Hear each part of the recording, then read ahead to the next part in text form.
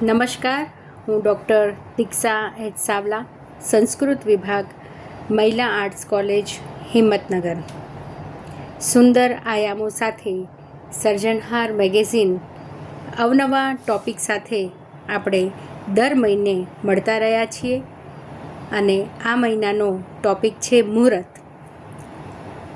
શ્રી ભાવેશભાઈ મીરાણીજી સુંદર મજાના ટૉપિક આપણી સમક્ષ મૂકે છે અને એ શબ્દોની વિહાર યાત્રામાં, વિચારોની વિહાર યાત્રામાં આપણને એક અવકાશ મળે છે, એટલે એમને અભિનંદન અને વંદન.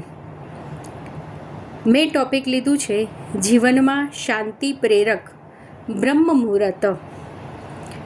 શાંતિ શાંતયા પ્રશામ્યેત શાંતિજ્ઞ શાંતિ તત્વવિત શાંતો સુખપરમ પ્રોક્તમ શાંતિ મોક્ષસ્ય કારણમ.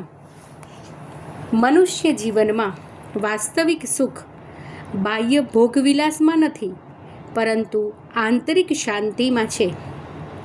જ્યારે મનમાંથી રાગ, દ્વેષ, ઈર્ષા, ક્રોધ, લોભ અને ચિંતાઓથી મુક્ત થઈને નિર્મળ થઈ જઈએ છીએ, ત્યારે આત્મજ્ઞાન, મોક્ષ, આનંદ તરફ લઈ જાય છે. પ્રત્યેક વ્યક્તિએ શાંતિ, સદ્ભાવ અને સંયમનું પાલન કરવું જોઈએ. આ બધું શક્ય બને છે કુદરતના ખોળે ચોખ્ખા વાતાવરણથી, જેમાં સતચિત આનંદને મેળવી શકીએ છીએ. આપણી ભારતીય સંસ્કૃતિમાં મુહૂર્તનું આગવું મહત્ત્વ છે.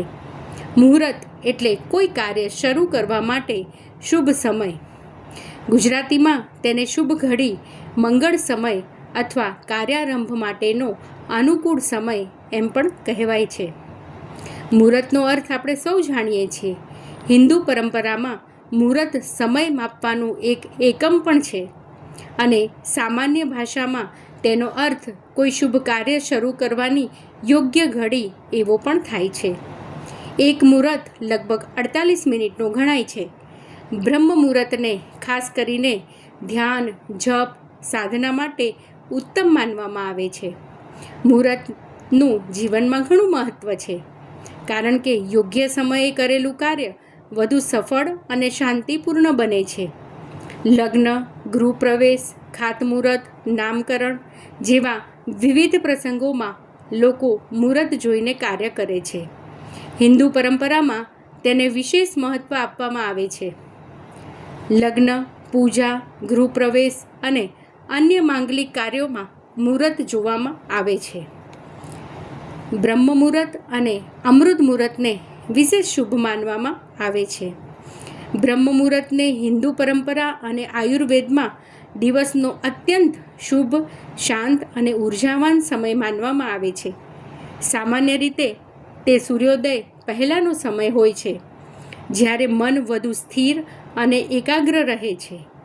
આ સમયને ધ્યાન, જપ, પ્રાર્થના, અધ્યયન માટે ઉત્તમ માનવામાં આવે છે અને આધ્યાત્મિક સાધનાને પણ બળ મળે છે. પરંપરામાં આ સમયને મન, બુદ્ધિ, આત્મિક શાંતિ માટે એક ચોક્કસ અનુકૂળ ગણવામાં આવે છે. મન વધુ શાંત અને એકાગ્ર બને છે અને અભ્યાસ અને સ્મરણ શક્તિમાં એ મદદરૂપ બને છે. વહેલી સવારનું શુદ્ધ અને વાતાવરણ તાજગીનો અનુભવ કરાવે છે.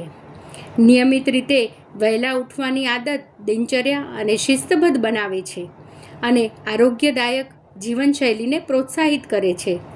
ઘણા લોકો માટે આ સમય પ્રાર્થના, યોગ અને આત્મચિંતન માટે અનુકૂળ હોય છે. બ્રહ્મ મુહૂર્ત એ સૂર્યોદય પહેલાંનો પવિત્ર અને શાંત સમય છે, જેમાં આપણે જોઈ લઈએ છીએ કે આધ્યાત્મિક ઉન્નતિ થાય છે. આયુર્વેદમાં બ્રહ્મ મુહૂર્તને સ્વાસ્થ્ય માટે અત્યંત મહત્ત્વપૂર્ણ ગણવામાં આવે છે. અષ્ટાંગ હૃદયમાં પણ બ્રહ્મ મુહૂર્તનું વર્ણન આયુષ્યવર્ધક અને રોગ નિવારક ગણાયું છે. આયુર્વેદિક દ્રષ્ટિએ બ્રહ્મ મુહૂર્તમાં જાગવાથી દિનચર્યા નિયમિત બને છે. શરીરની આંતરિક લય, ખાસ કરીને સર્કેડિયન રિધમ સંતુલિત રહે છે. આ સમયે આપણે જપ, ધ્યાન અને પ્રાણાયામ અને હળવી હિલચાલ માટે ઉત્તમ છે. વહેલા ઉઠવાથી શરીર અને મન દિવસની શરૂઆત પહેલાં શાંત અને સ્થિર સ્થિતિમાં થાય છે. પાચન અને મેટાબોલિઝમ સુધારવામાં એ ખૂબ મદદરૂપ નીવડે છે. માનસિક સ્પષ્ટતા અને એકાગ્રતા વધે છે, તણાવ ઘટે છે અને મન વધુ પ્રસન્ન બને છે. વહેલી સવારનું શુદ્ધ વાતાવરણ જે આપણા ફેફસાં અને શ્વાસની પ્રક્રિયા માટે અનુભવ ગણાય છે અને અનુકૂળ ગણાય છે. નિયમિત વહેલા જાગવાથી શિસ્ત, ઉર્જા અને સ્ફૂર્તિ વધે છે. આમ આપણે જોઈએ છીએ કે સવારનું વાતાવરણ તાજગીભર્યું અને મન શાંત રહે છે અને અન્ય પ્રાણાયામ વગેરે જેવી આપણે ક્રિયાઓ કરતા હોઈએ છીએ. આમ માત્ર બ્રહ્મ મુહૂર્ત એ ધાર્મિક નહીં, પરંતુ સાથોસાથ શારીરિક અને માનસિક સ્વાસ્થ્ય માટે ખૂબ લાભદાયક છે. આયુર્વેદિકમાં બ્રહ્મ મુહૂર્તને સ્વાસ્થ્ય માટે ખૂબ મહત્વપૂર્ણ ગણાયું છે, જે આપણે અત્યારે જોયું. પાચન અને મેટાબોલિઝમ સુધારવામાં ખૂબ જ મદદરૂપ બને છે. માનસિક સ્પષ્ટતા, એકાગ્રતા વધે છે, તણાવ ઘટે છે, મન વધુ પ્રસન્ન થાય છે. શુદ્ધ વાતાવરણમાં આપણા ફેફસાઓ, શ્વાસની પ્રક્રિયાઓ આપણે જોઈએ છે કે એ ખૂબ જ સુંદર મજાનું આયામ સાથે નિયમિત વહેલા જાગવાથી શિસ્ત, ઉર્જા અને સ્ફૂર્તિ વધતી હોય છે. અત્યારના સમયમાં આપણે જોઈએ છીએ કે શારીરિક રોગો કેટલા વધ્યા છે અને સાથે સાથે માનસિક રોગોનું પણ વધારે ફૂલ્યો ફાલ્યો થયું છે. બ્રહ્મ મુહૂર્તમાં હોર્મોનલ ફેરફારો વિશે સીધી વૈજ્ઞાનિક રીતે મજબૂત વાત એ છે કે આ સમય શરીરની સર્કેડિયન ઘડી સાથે ખૂબ જોડાયેલો છે. એટલે શરીર સવારે જાગવા માટે ધીમે ધીમે તૈયાર થાય છે. આ કારણે જાગૃતિ અને નિંદ્રા એ સંબંધિત હોર્મોનલ સ્વાભાવિક રીતે ઉતાર ચઢાવ સાથે બ્રહ્મ મુહૂર્તનો સમય વધારે અનુકૂળ ગણાય છે. રાતના અંતિમ ભાગમાં ધીમે ધીમે આપણું મેટાબોલિઝમ ઘટે છે, જેથી ઊંઘમાંથી જાગવું સરળ બને છે. એ જ સમયે શરીરે ધીમે ધીમે વધવા લાગે છે મેટાબોલિઝમ, જે તમને જાગૃત અને સક્રિય દિવસની શરૂઆત તૈયાર કરે છે. પ્રક્રિયા શરીરની આંતરિક ઘડિયાળ દ્વારા નિયંત્રિત થાય છે અને પ્રકાશ અને અંધકારના ચક્ર સાથે જોડાયેલું છે. પરંપરાગત બ્રહ્મ મુહૂર્ત સૂર્યોદય પહેલાંનો શાંત સમય ગણાય છે. ઘણીવાર લગભગ 4થી 5:30ની વચ્ચે વહેલી સવારે એ આપણે બ્રહ્મ મુહૂર્ત તરીકે જોઈ શકીએ છીએ. જૈવિક ઘડીને રિબૂટ કરવા સાથે જોડે છે. એટલે બ્રહ્મ મુહૂર્તમાં જાગવું હોર્મોન અચાનક બદલાઈ જાય એ અર્થમાં નહીં, પરંતુ શરીરના સ્વાભાવિક રિધમ સાથે તાલમેલમાં હોવાના અર્થમાં ઉપયોગી બને છે અને મન અને શરીર ઉપર ખૂબ એની અસર પડતી હોય છે. સમયસર ઊંઘ પૂરતી થાય, સવારે વહેલા ઉઠવાની અને સાથે સાથે તાજગીભર્યા વાતાવરણમાં આપણી ચેતનાનો ઉઘાડ થાય એ ખૂબ જ પવિત્ર સમય માનવામાં આવે છે.